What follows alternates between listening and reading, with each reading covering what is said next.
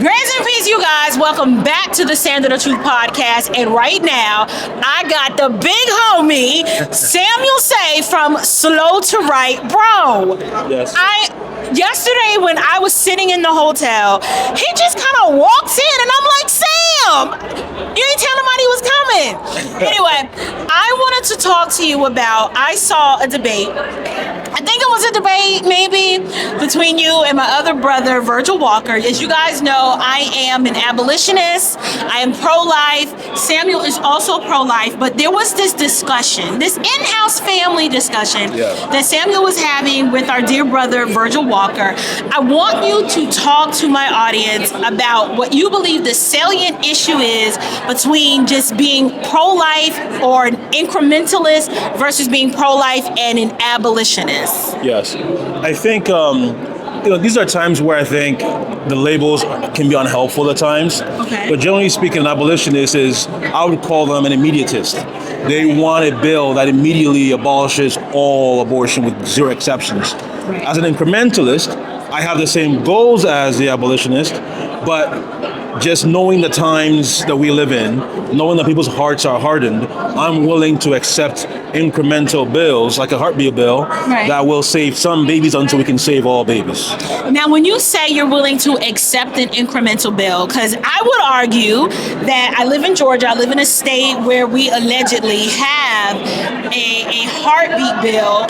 All of us, in theory, accepted the incremental step of the heartbeat. Yeah. But are you saying as an incrementalist, once you get like a heartbeat bill, is that where you would stop, or you would continue to ultimately push toward the abolition of abortion? Tell me about that. I think, well, first, it depends on the state. Okay. There are some states where a heartbeat bill would be unjust because you can do more and they're just choosing to just take the lowest they possibly can. Okay. Right, in the sense that, because it's all circumstantial, right? If you can get more than a heartbeat bill, you should get it. Okay. If you just choose to say, well, you know what, that's more controversial, you want to take it less, and that's wrong.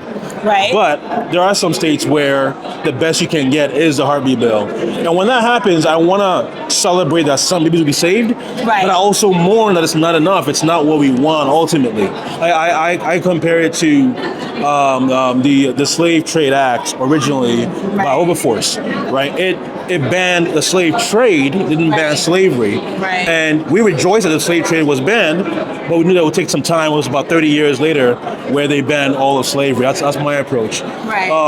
But then there are some states where, again, as I said, they could do a lot more, and they just refuse not to. And sometimes, let's be honest, the politicians may say they're pro-life, but they're not. They're just trying to, they're not really one of us, or even part of the pro-life movement. They're just trying to do the bare minimum they can to appease the pro-life movement, to get their votes, and then do nothing else.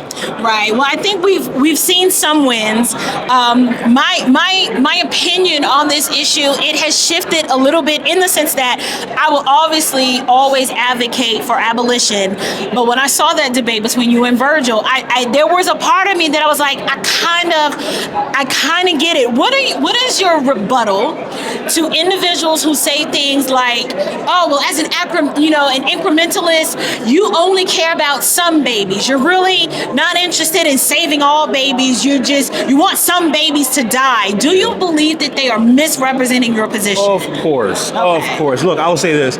The pro-life movement, we have our shortcomings, which is, look, I hate the fact that we claim that the woman is a victim. No, they're not. Not true.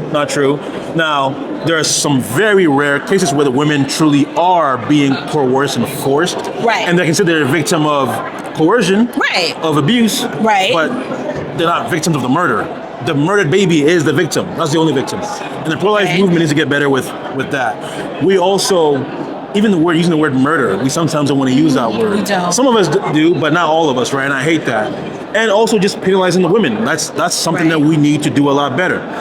The problem, though, is that the abolitionists also have a tendency, I would say, to slander the pro-life movement. Really? Oh yeah, like what you just said. Okay. Some people believe that I really, as a pro-life person, I don't care about all babies. All the babies. They say, and that's just not true. That's not true at all. You can critique our approach. That's fine. But the pro-life movement, people who are truly, and I'm part of the movement, I know all, like, we sincerely despise all abortion. Right. And I think sometimes abolitionists, whom I love, they oftentimes mischaracterize what our position really is. So what I would say is, again, similar to Wilberforce, just because we're trying to get some bills passed that's not abolitionist immediately does not mean that's not our goal. We're just trying to be wise as serpents to get to where we want to be. And we know that to get to, look, I'm from Canada, right? Where we have 0 bills on abortion. 0. I can't, in clean conscience, I can't say I'm going to introduce only an abolitionist bill when I know that's not even going to happen. Right. I'm going to accept a bill that would save some babies. That's my goal. Now, there's some who think that that's wrong, and that's okay. I'm okay with that. If they think they just can't do that, they think they're in sin, that's all right. Right. But to me, this is a conscious issue, and I just say that no, my conscience is I'm okay with saying I want to save as many babies as possible. And one more thing, I think, you know what? I think, not all, but I think some abolitionists tend to be, I think, inconsistent. Because when it comes to voting for Donald Trump, what do we say? We say we don't agree with everything. Right, but we know on this particular aspect or issue, we're with him on that, so therefore we'll cast our vote for him. That's an incrementalist approach. It is. We are all incrementalists. It is. Some of us just admit it. Ooh, that was a little shade. Ooh, the sun is in my That's for eyes. you, Virgil. That's for you. Okay, so listen. Now I'm this is a trivia. This is my last question. Yeah. We're not prepared for this one. Okay. And it just came to me since we're talking about this ethical issue of life, and I call it womb assassination. I was recently having a discussion with someone, and the conversation shifted toward the death penalty. What I want to hear from you, because the individual I was speaking with made this point. He's a conservative. Obviously pro-life. Yeah. He said, I am uncomfortable with giving a corrupt, depraved, sinful government the power and authority to execute people on death row because they've done it in error, they've made mistakes, they've actively suppressed the evidence, and DNA hasn't been used. So therefore, I support locking criminals up for the rest of their natural born life, but they don't feel comfortable giving a corrupt, sinful government the power to take life.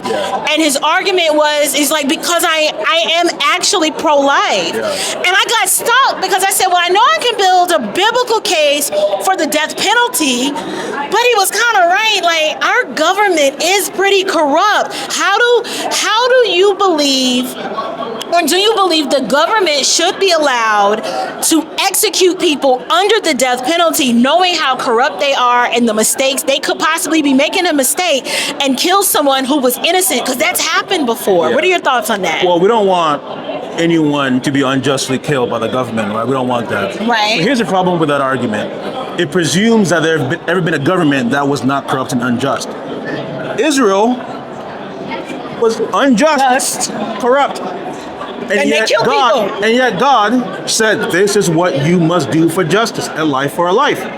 So if God, who is perfectly just and righteous, is comfortable saying, hey, sinful Israel, hey, Moses, who has an anger problem, hey, Moses, who is sinful, I want you to establish this justice, Right.